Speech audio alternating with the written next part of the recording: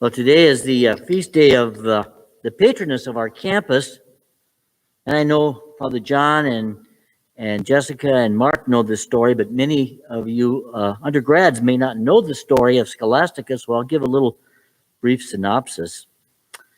Scholastica and her twin brother Benedict established religious communities within a few miles of each other in Italy, and Scholastica and Benedict were born about 480 AD, and like most twins, they were inseparable. From the moment of birth, they were very, very close to each other until Benedict left home to go to Rome to study.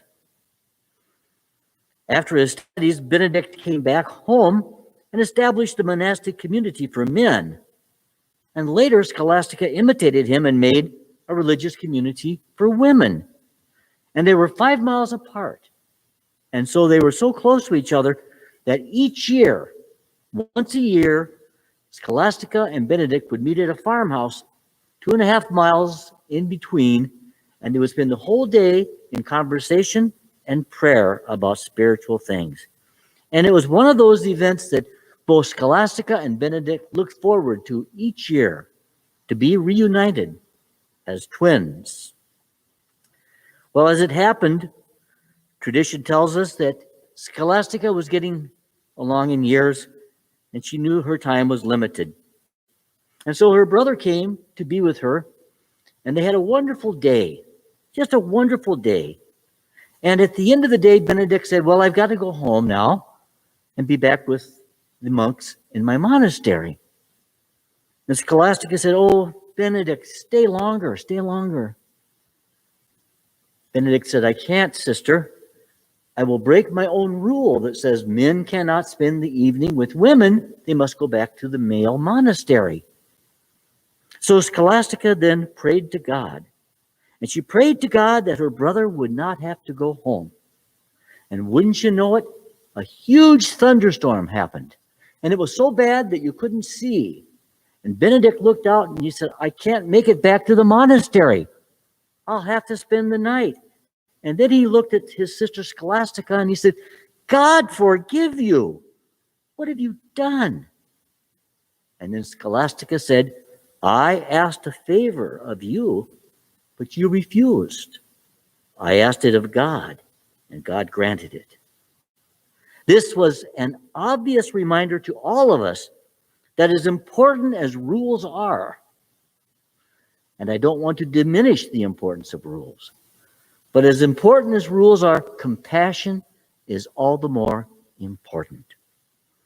Brother and sister parted the next morning. And Benedict, when he came back home, 3 days later, saw a white dove flying over the air, in the air over the monastery. And he knew it was her soul going to God. And so he went to her monastery and took her body and brought her back and buried her in his own tomb. It's a great and lovely traditional story about our patroness. Well, Romana Minikim wrote this: history lives in and through our bodies. I like that. My history has been intertwined with the Duluth Benedictine Monastery my entire adult life. When I moved to Duluth in 1981, I was painfully lonely. And I accidentally stumbled upon the monastery here at St. Scholastica. And those wonderful women in the monastery, then called the Priory, adopted me as one of their own. In 1970, I began working for the Catholic Diocese of Duluth as an information specialist. And a few years later, I returned to college here at St. Scholastica and earned a religious studies degree. And the sisters were there for me every step of the way as I earned my undergraduate degree. And as a matter of fact, after my undergraduate degree, they helped me so well that I was able to go to Notre Dame and get a master's degree in biblical theology. And then in 1981, I was ordained a diocesan deacon. And on that November day of my ordination, there were a whole gang of sisters in the Church of St. Benedict's as Bishop Paul Anderson laid hands on me to welcome me as his brother in holy orders. And those sisters were smiling ear to ear. It was as if my family was there. Well, Benedictine monk Father Don Talifus, and I think Father John probably had him for a professor at St. John's in Collegeville, really a wise man. He's 96 years old and he still writes profusely.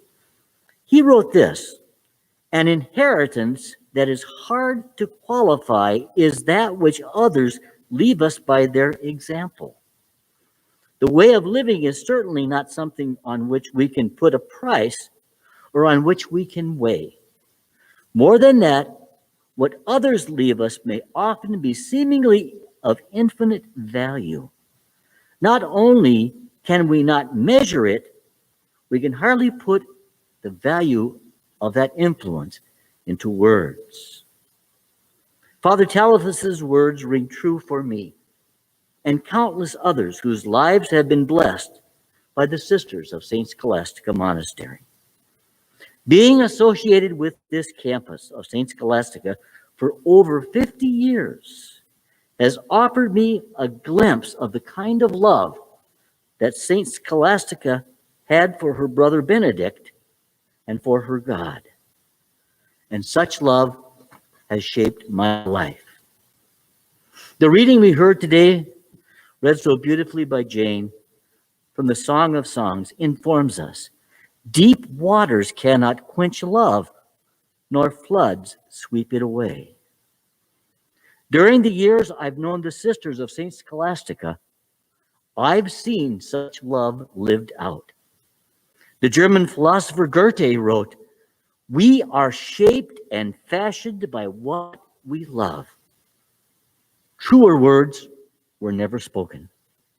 How fortunate for all of us who are associated in one way or another, and how blessed we are to be in contact with the Sisters of St. Scholastica. In 1892, Mother Scholastica cursed, and 28 other sisters came to Duluth to establish a mother house and an academy. And then in 1922, the College of St. Scholastica was founded.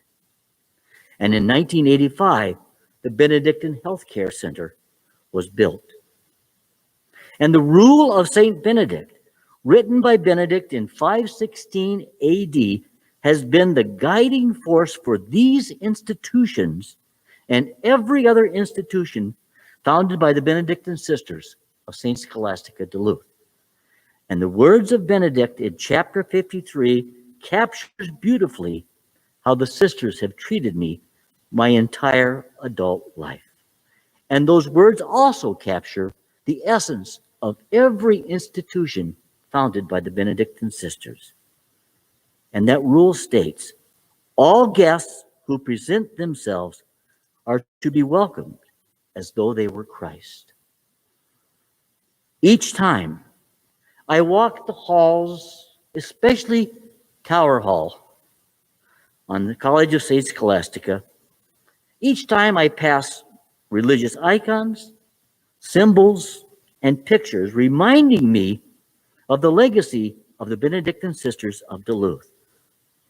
And each time I see that Benedictine cross, which is everywhere on this campus, I am grateful to work here on this campus, where my connection to the Benedictine Sisters began over 50 years ago.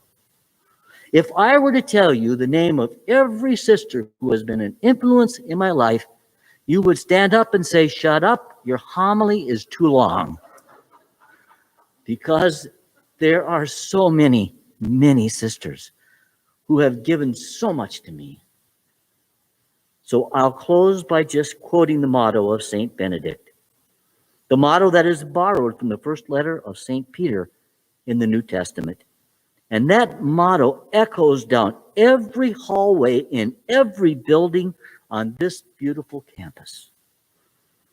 Benedict chose this as his motto and Scholastica as well.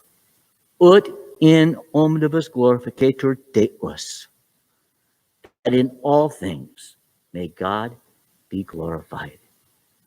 May you live out that motto, and may you glorify God in everything that you do.